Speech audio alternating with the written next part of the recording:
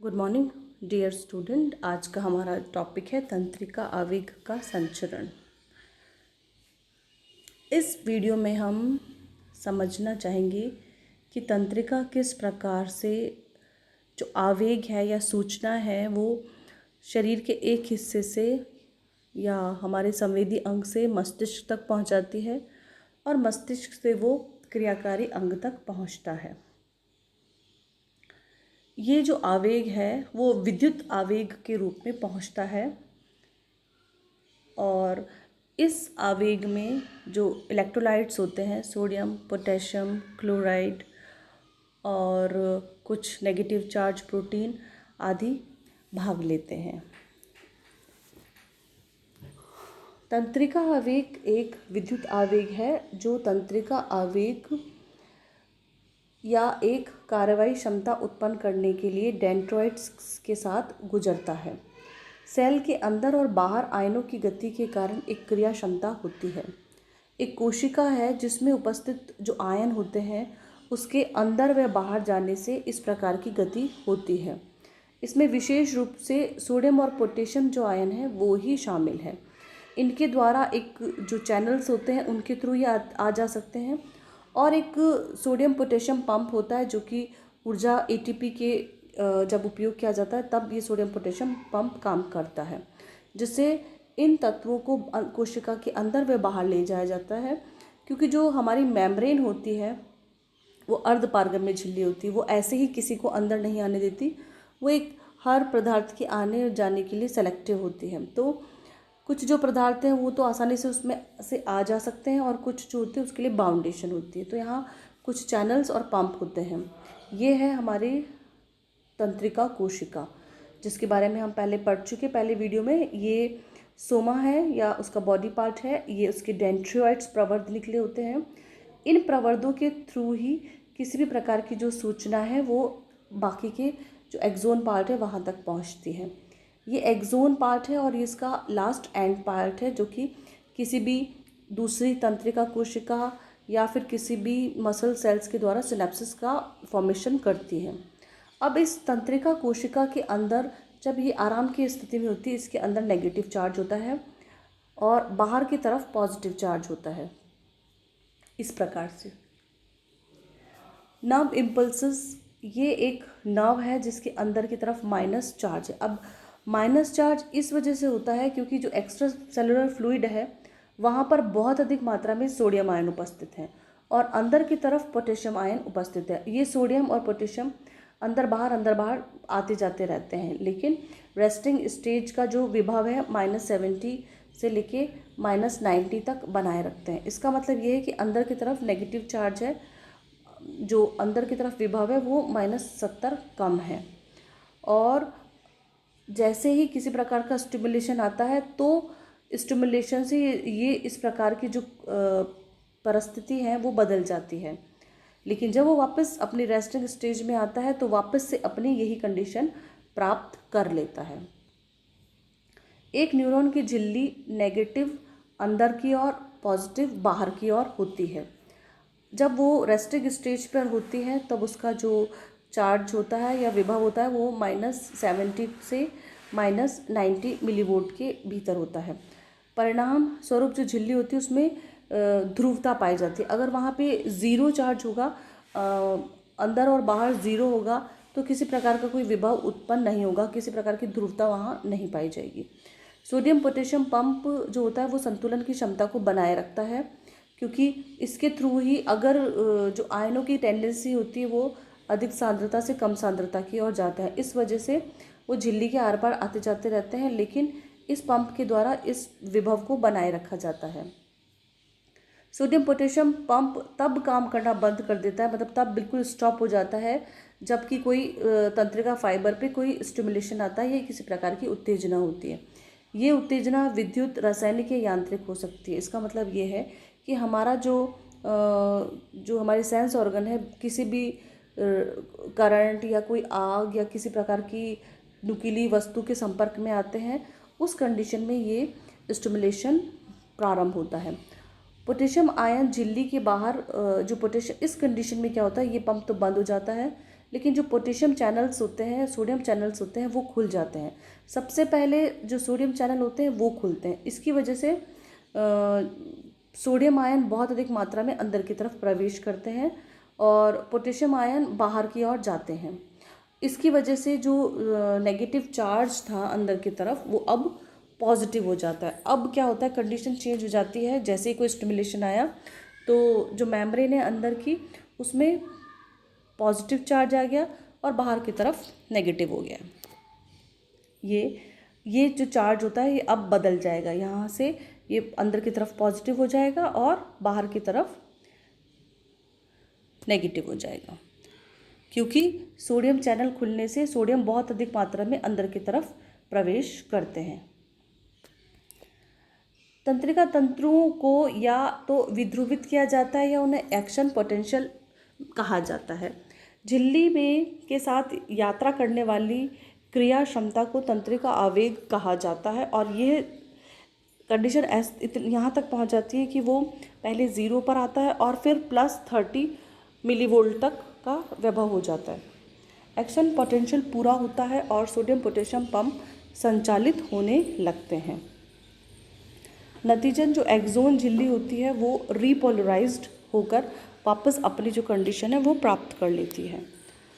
अब सफ़ेद जो रेशे होते हैं जिन पर कि माइलिन शीट चढ़ी होती है, उनमें क्या होता है, ये प्रक्रिया बहुत अधिक शीघ्रता से होती है, क्योंकि वहाँ पर माइलिन शीट की वजह से थोड़े थोड़े दूर पे कुछ गैप होता है, जिसे नोड ऑफ रेनवेयर कहा जाता है। इन नोड ऑफ रेनवेयर पर ही केवल तंत्रिका आवेग गति करते हैं और आगे की तरफ बढ़ते हैं।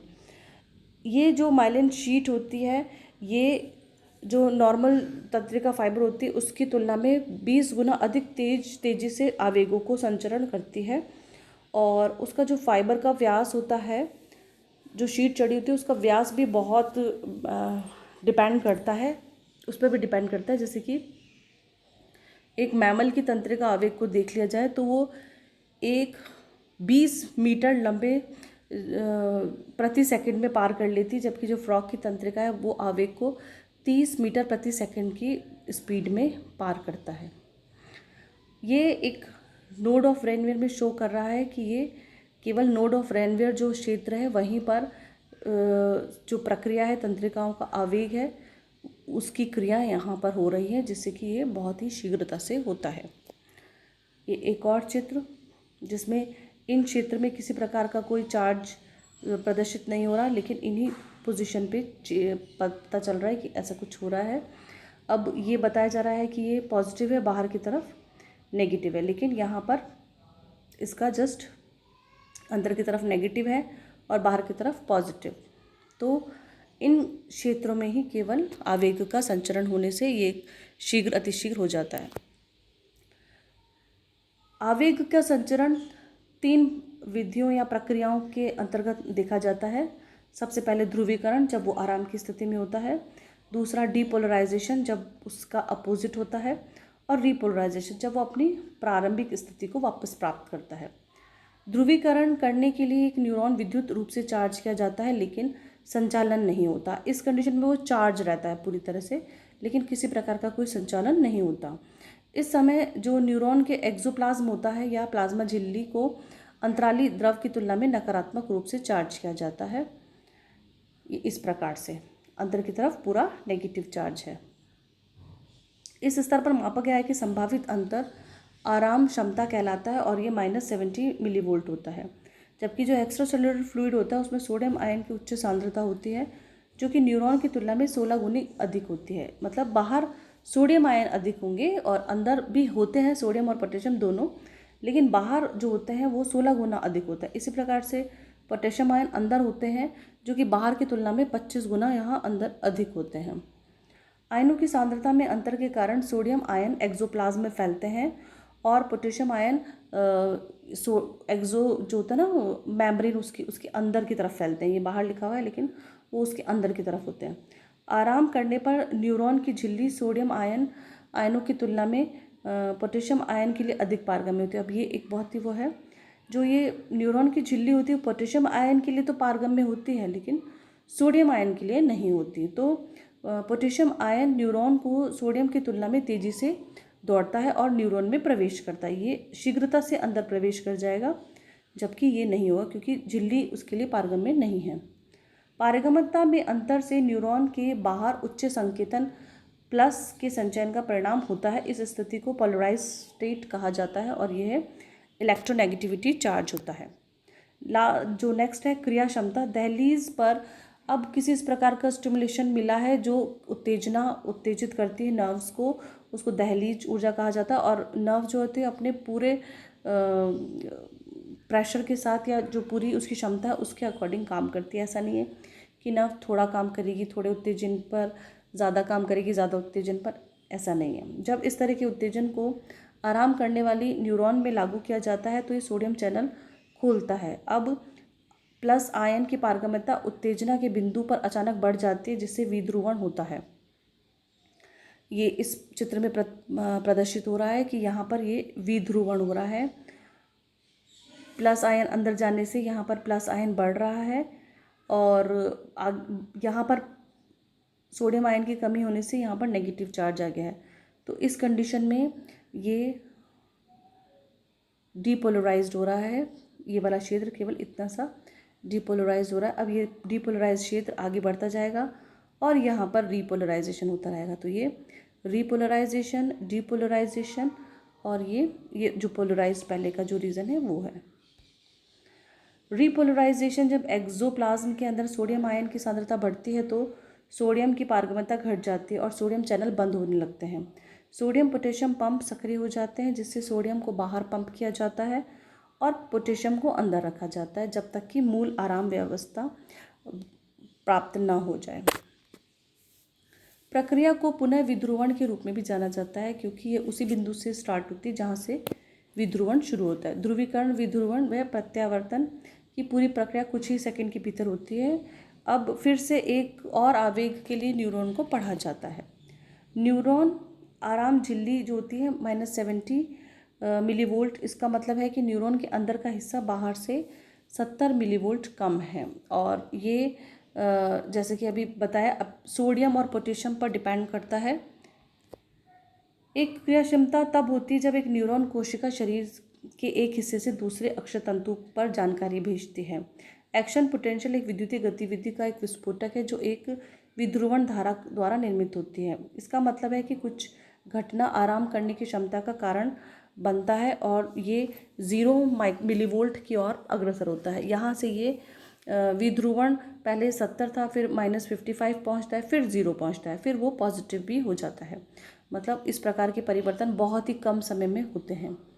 पोटेशियम चैनलों के खुलने में अधिक समय लगता है, इसलिए जब वो खुलते हैं तब पोटेशियम आयन अंदर से बाहर से अंदर की तरफ प्रवेश करते हैं और जो सोडियम आयन होते हैं वो उनको बाहर भेज दिया जाता है सोडियम पोटेशियम पंप के थ्रू। एक्शन पोटेंशियल वास्तव में एक प्रकार का रिवर्स है जिसमें कि -70 मिलीवोल्ट प्राप्त होना आवश्यक हो जाता है। इसको हाइपरपोलराइजेशन कहते हैं। कई बार लास्ट में जो धीरे धीरे प्रक्रिया होती है, कुछ जो पोटेशियम चैनल्स होते हैं वो खुले रह जाते हैं और जैसे ही कोई स्टिमुलेशन एक तंत्रिका तक पहुंचा, ऐसे पहुंचते पहुंचते लास्ट में जब वो किसी भी न्यूरॉन के एक्सोन पार्ट के लास्ट में पहुंचा तो वो एक बटन शेप में प्रदर्शित होता है और वहाँ पर छोटी छोटी वेसिकल्स बन जाती है उसकी। ये वेसिकल्स या तो एक्सोसाइटोसिस के द्वारा, किसी मसल के द्वारा या फिर किसी दूसरे नर्व्स की डेंड्राइट्स के द्वारा एक्सेप्ट किया जाता है और फिर इसमें जो क्रियाविधि है वो नेक्स्ट जो मसल है उसमें स्टार्ट होती है। तो एक नर्व से दूसरी नर्व में या एक नर्व से मसल्स तक ये सूचनाएं बहुत ही कम समय में प्रेषित होती हैं। ये एक ग्राफ है जिसमें कि प्रदर्शित हो रहा है, ये रेस्टिंग स्टेज पे है। जैसे एक थ्रेशोल्ड वाला स्टिमुलेशन आया, ये डीपोलराइज्ड हुई, एक्शन पोटेंशियल मिला, +40 तक गई ये और फिर रीपोलराइज्ड होकर अपनी जो स्टेज थी उससे भी -90 तक पहुंच गई, देन अपनी रेस्टिंग स्टेज पर पहुंच गई। Thank you.